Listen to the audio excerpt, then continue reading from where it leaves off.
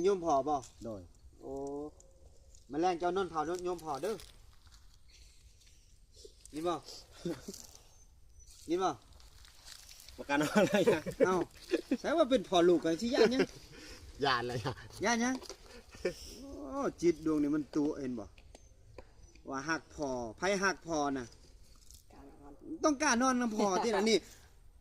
ลูกบอกว่าหักพอแต่ว่าเวลาพอตายบ่กล้านอนน้ำพอย่านพอตัวเองโอ้มันก็บ่อึดแล้วน่ะนี่เนาะผู้ใดกตัญญูกตเวทีหักพอหักแม่ผู้นั้นต้องการนอนน้ำพอน้ำแม่เด้อในพีภาษาเด้ออย่าเว้าซื่อๆว่าหักคันหักแท้ต้องการนอนน้ำพอพ่อจะอยู่ไสก็กล้าอยู่น้ำพออย่าไปเสือจิตใดจิตมันตัวเนาะใครหักพ่อหักแม่ก็ตอนเพิ่นอยู่ก็เลี้ยงดูแลเพิ่นตอนเพิ่นตายแล้วคือจังซี่ให้เจ้าก็เฮ็ดผ้าเขาอุทิศให้พ่อให้แม่เนาะ โดยสาธุ